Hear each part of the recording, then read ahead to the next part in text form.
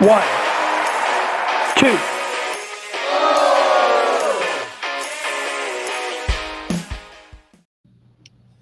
Hello, everyone, and welcome to another exciting episode of The Kickout, the final word in professional wrestling.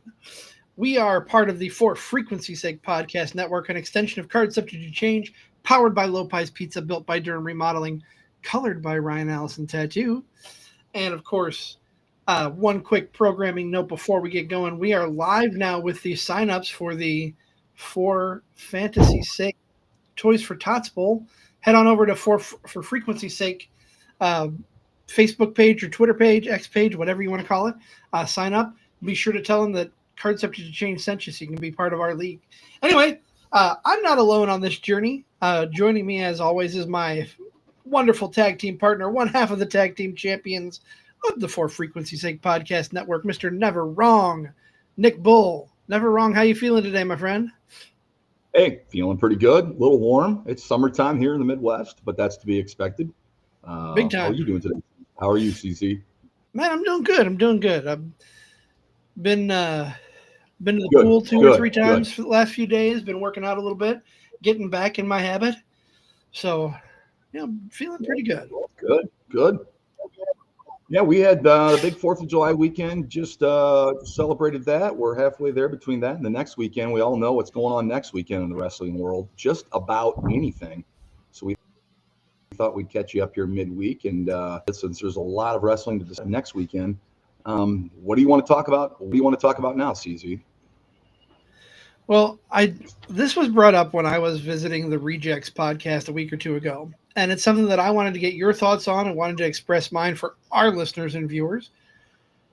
With us being halfway through his retirement year, who do you think John Cena's final opponent is going to be? And it's a two-part question. Who do you think it's going to be?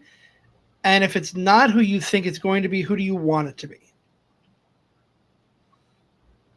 Can I ask you a question before I answer that two-part? Absolutely. Is he face or heel? Ooh. I think he turns face before the end of the year, before his last match. So you think he'll be face when he retires? Okay. Man.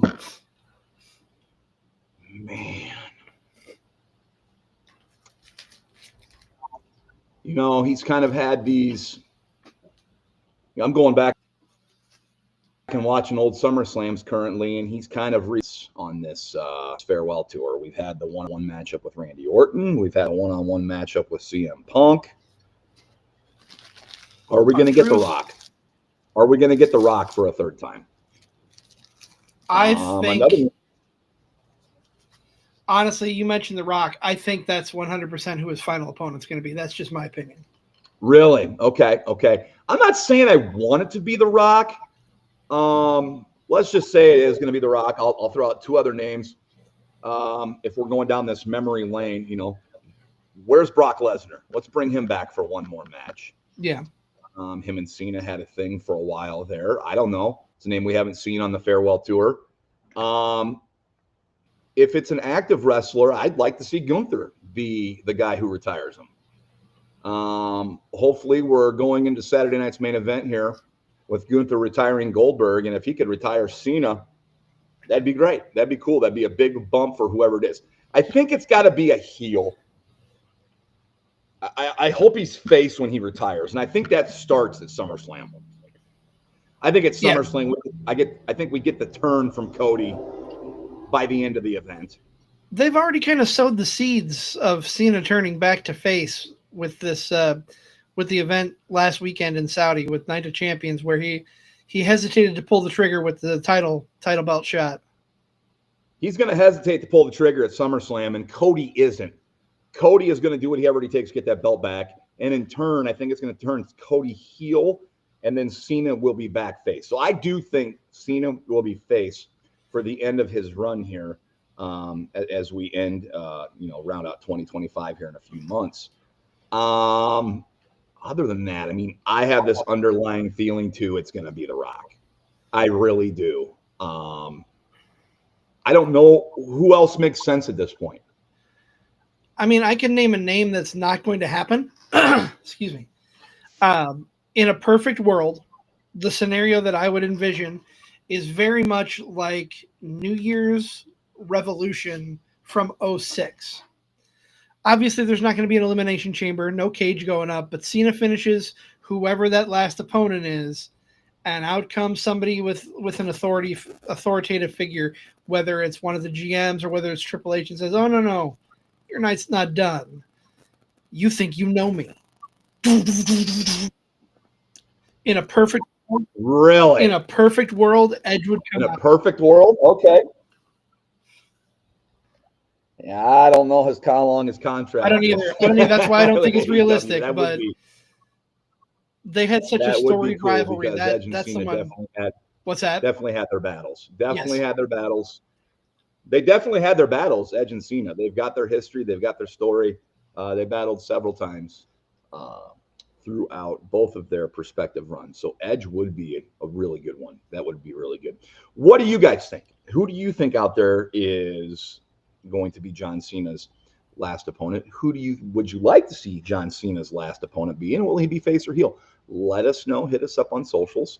Like, follow, share, subscribe. This is, of course, the Kick Out, our short form midweek show. Of course, we are originally from the Card Subject to Change. That is our long form show, and that airs on Sundays at 6:30 live. And I know a lot of you all catch it all on the replay, and we appreciate that. CZ, speaking of the Card Subject to Change, what is coming up on this upcoming episode? What isn't coming up on this upcoming episode? I mean, we're all over the map here. So I want to preface this. We will likely be a little later on Sunday because we're going to look at Evolution. Not sure. Nick and I have not mapped out a plan quite yet as far as what this weekend's going to look like, but you have All In. You have Great American Bash. Night of Champions. Or not Night of Champions. Saturday night's main event. Don't know why my mind went to Night of Champions. Forget that. Forget I said that. Evolution. SCW Pro here in town has a show. There are so many choices and so many options and so many shows that I don't know what I'm going to watch. I don't know where I'm going to be, and I don't know what strategy we're gonna have for this cluster of a weekend. That's what's great about this. We don't know what's going to happen on wrestling when we tune in. So when you tune in next to the Card Subject to Change, you won't know what's going to happen either. We will be talking about July 12th, 2025 AD, the biggest possibly day in wrestling history with all the stuff that is going on.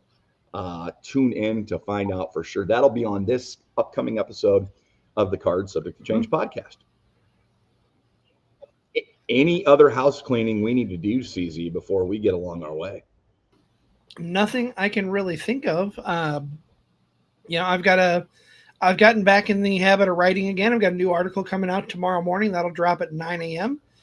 So stay tuned to socials or head on over to Substack and follow the For Frequency's Sake network over on Substacks, because that's where the articles are. That's where we post our episodes. That's also where it goes out to all our audio feeds through the RSS.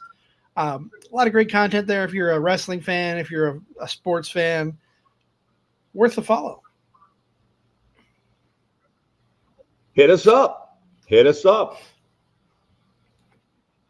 I think that does it for this episode of The Kick Out. If you like what you see here, like, follow, share, subscribe, leave a review.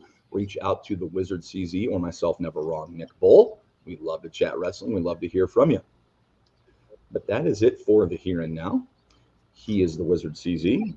I am Never Wrong Nick Bull. And this has been The Kick Out, the final word in professional wrestling.